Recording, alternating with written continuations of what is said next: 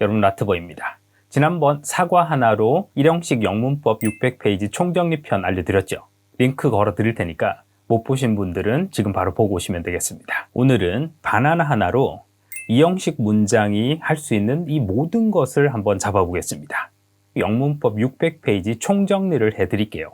이 영상을 보신 분과 그렇지 않은 분의 레벨 차이가 확실히 난다라는 것을 제가 증명해 드릴게요. 영상 끝까지 집중해 주세요. 그럼 강의 시작하겠습니다. Shall we begin? 자, 기본 개념을 먼저 아는 게 가장 중요합니다. 1형식부터 2형식, 3형식, 4형식, 5형식까지 총 5개의 가장 기본적인 포맷이 있어요. 1형식, 3, 4, 5형식은요. 누가 뭐뭐 한다라는 이 동작에 대한 개념이 들어가는 게 대부분입니다. 예를 들어서 제가 지금 말하고 있죠. 그래서 Latver speaks 까지 하면 문장 끝나요. 그래서 Latver speaks. 그럼 1형식이고요. 제가 여러분들한테 영어를 가르쳐 드리고 있죠. Latver teaches English. 이게 3형식이 되는 거예요. 라트버가 뭐 한다? 뭐를?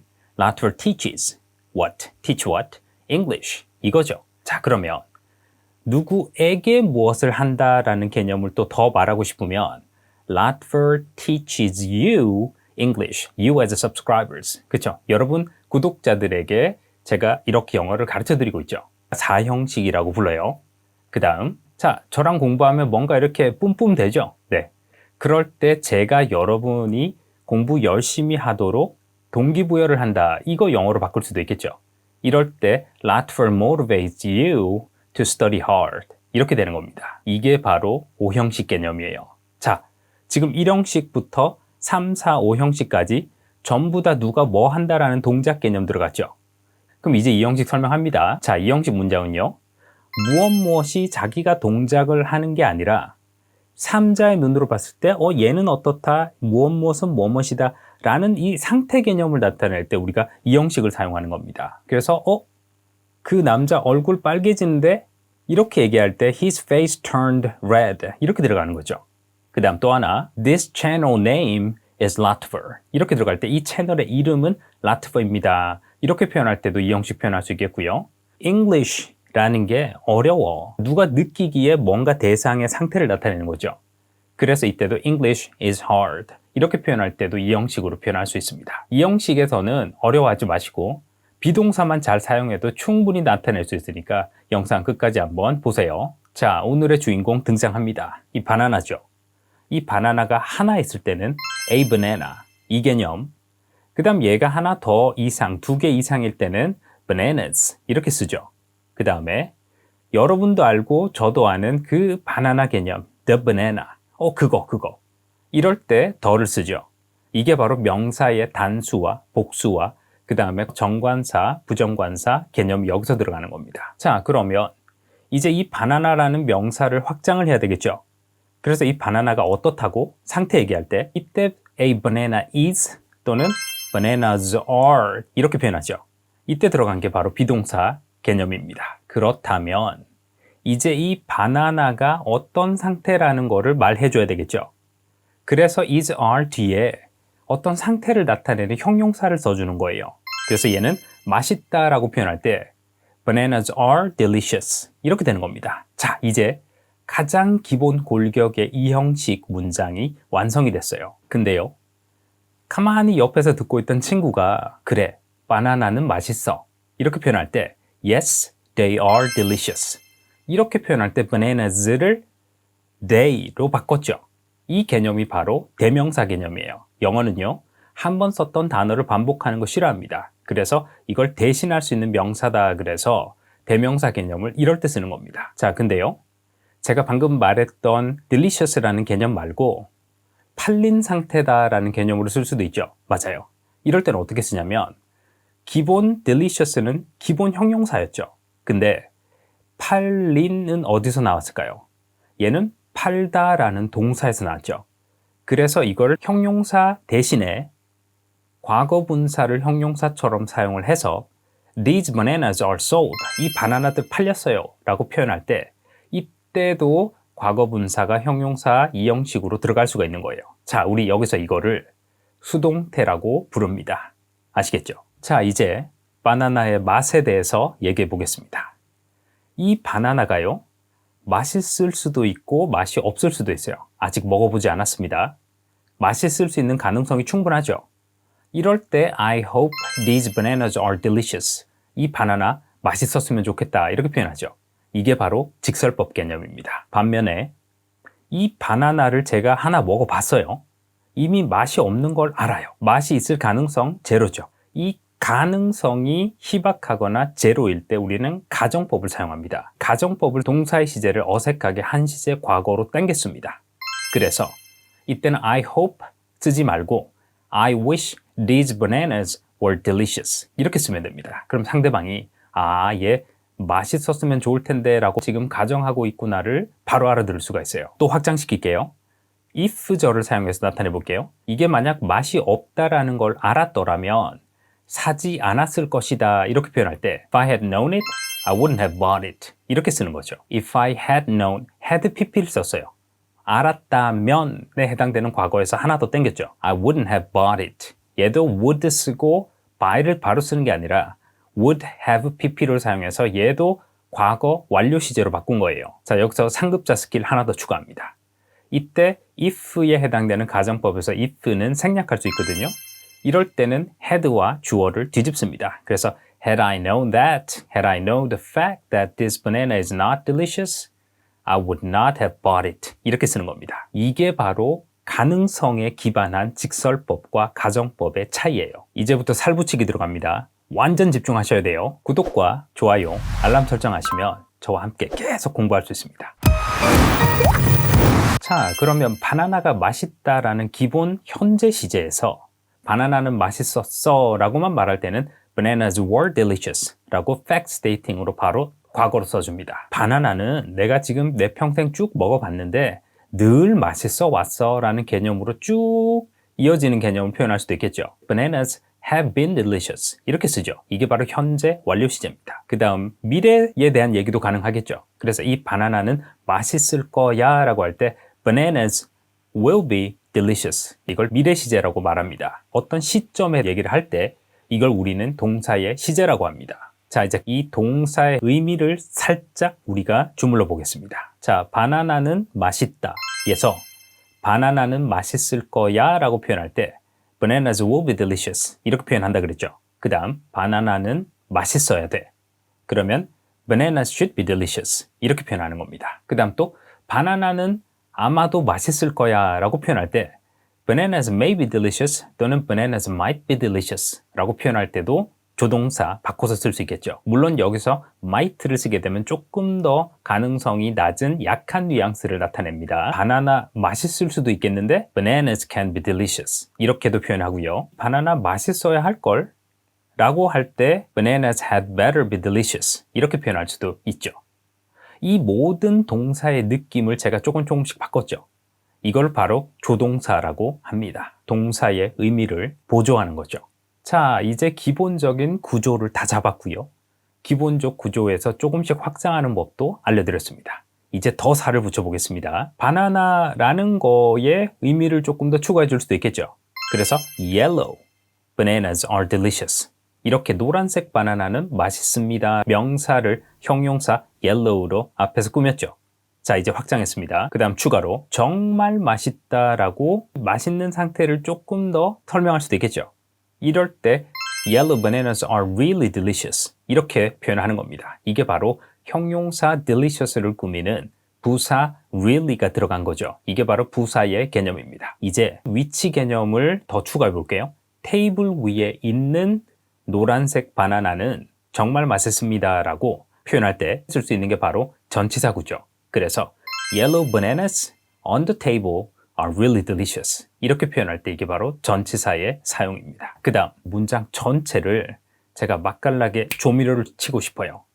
그래서 솔직히 책상 위에 있는 노란색 바나나 정말 맛있어 라고 표현할 때 honestly 또는 to be honest 라고 표현을 하고 yellow bananas on the table are really delicious 이 부사를 사용해서 문장 전체의 의미를 추가해 준 겁니다. 자, 그 다음 우리가 지금까지 이 맛있다라는 바나나의 상태를 얘기하고 있죠. 근데 얼마나 맛있는지 알 수 있어요?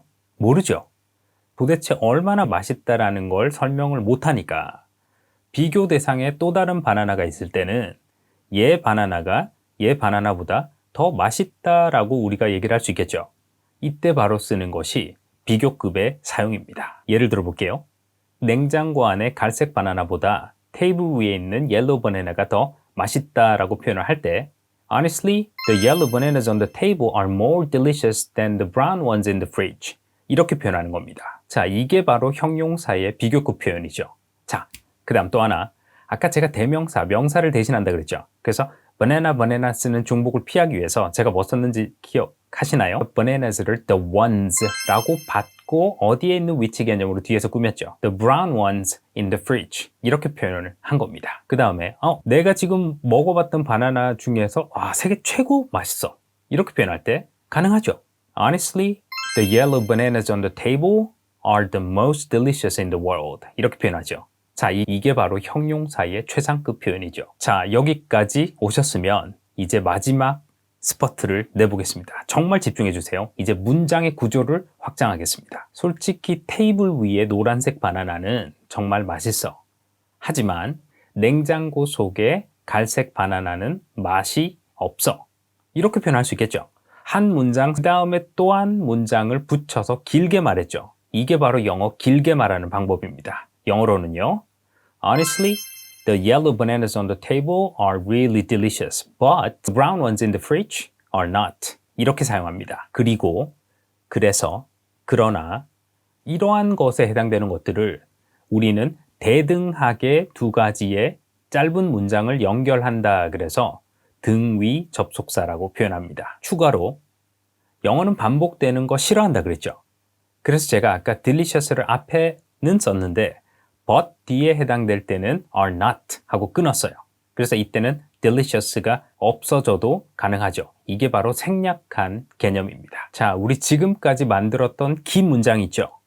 그럼 이 긴 문장을 이제는 더 큰 문장의 주어 자리에 명사 덩어리 전체로 한번 넣어보겠습니다. 그냥 넣을 수는 없겠죠?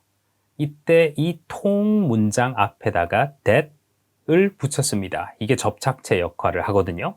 문장과 문장을 이어주는 역할을 합니다. 그래서 that을 가지고 이 전체를 써서 한번 제가 말씀드려 볼게요. 솔직히 이 테이블 위에 노란색 바나나는 맛있어. 정말. 그런데 냉장고 속에 갈색 바나나는 맛이 없어. 라는 것은 사실이다. 라고 얘기를 할 때 이렇게 씁니다. That the yellow bananas on the table are really delicious, but the ones in the fridge are not. is true. 이렇게 들어가는 겁니다. 명사절을 만드는 명사절 접속사 개념이에요. 가만. 근데 너무 어렵죠? 원어민들도 어려운 거 싫어해요. something, something, something is true 라고 들어갈 때 원어민들은요, 제일 먼저 머릿속에서 어떤 기능이 동작을 하냐면 가장 큰 문장에 동사를 먼저 뱉고 싶어 해요. 이게 바로 결론에 해당되는 거거든요. 그래서 원어민들은 항상 결론부터 얘기하는 걸 씁니다. 테이블 위에 바나나는 맛있어. 근데 냉장고 속 바나나는 맛이 없어.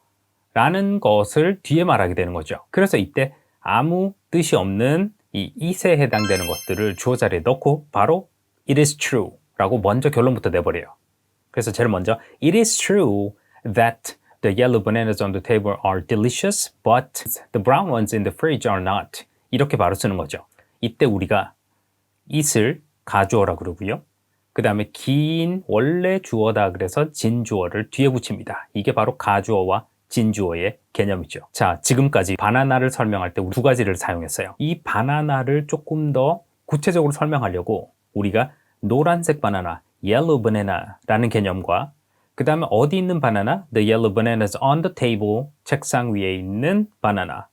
이게 바로 형용사 개념인데요. 누가 뭐뭐 했던 바나나라고 표현할 수도 있겠죠. 길게 문장으로 꾸며볼 수도 있어요. 한번 해볼게요. 어제 우리가 샀던 바나나는 맛있는데 3일 전에 샀던 바나나는 맛이 없어. 라는 것은 사실이다. 이거 가능하죠?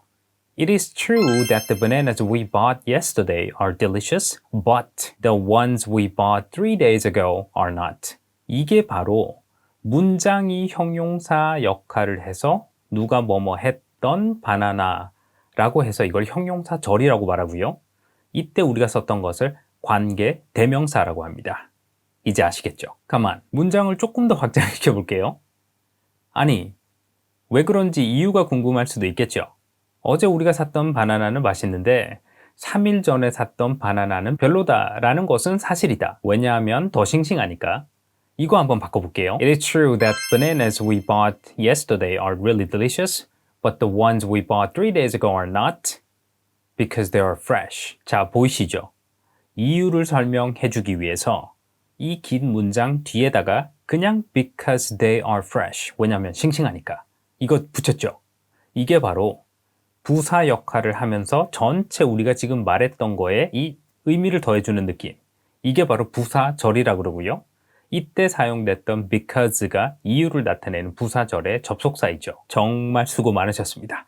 이제 정말 중요한 거 몇 가지만 더 잡고 마무리하겠습니다. 끝까지 영상 집중해 주세요. 우리가 어제 샀던 바나나라는 말 대신에 우리가 먹어야 할 바나나라고 표현할 수 있겠죠. 그러면 우리가 먹어야 할 바나나라고 똑같이 형용사 개념으로 또 쓸 수도 있어요. 근데 길게 말고 조금 줄여서 제가 컴팩트하게 한번 나타내 볼게요. 우리가 먹어야 할 바나나는 맛있을 거야 라고 표현할 때 The bananas for us to eat will be delicious. 이렇게 표현할 수도 있죠. 먹다라는 eat이라는 동사를 먹어야 할. 근데 이 먹어야 할 해당되는 형용사 개념으로 바꿀 때 우리가 동사의 앞에 to를 붙여서 형용사처럼 썼죠. 이게 바로 투부정사의 형용사적 기능입니다. 그 다음 또 for us, 누가 이걸 먹는 거죠? 그래서 투부정사 앞에 for somebody에 해당되는 거 for us to eat 이렇게 들어갔죠. 이게 바로 의미상의 주어라고 부르는 겁니다. 자, 그 다음 또 하나 바나나를 먹는 것은 즐겁다라고 표현할 수도 있겠죠. 자, 바나나를 먹다라는 건 동작이에요. 근데 바나나를 먹는 것이라고 얘기했죠. 명사처럼 바꿔서 주어 자리에 들어갔네? 이때 이 동작에 해당되는 걸 명사처럼 바꿀 때 ing를 붙여서 사용할 수도 있어요. 그래서 eating bananas is fun 이렇게 표현할 수도 있겠죠. 동사에 ing를 붙여서 명사처럼 써먹는 것을 동명사라고 합니다. 이제 감 잡으셨죠? 이상으로 이 가장 간단한 바나나 하나로 600페이지의 영문법의 가장 굵직한 모든 포인트를 제가 정리해드렸어요. 다음 영상은 제가 또 다른 걸로 삼형식 문장 끝장내기 한번 가보겠습니다. 삼형식 문장이 확장 가능한 모든 걸 보여드릴게요. 구독 안 하신 분들은 지금 구독 버튼 눌러주시고요. 알람 설정해 주시면 다음 영상 올라올 때 바로 공부하실 수 있습니다. 자, 도움이 되셨다면 댓글 달아주시고요. 그럼 저는 언제나처럼 더 좋은 컨텐츠로 다시 또 찾아오겠습니다. Stay tuned for next videos. I'll see you guys soon.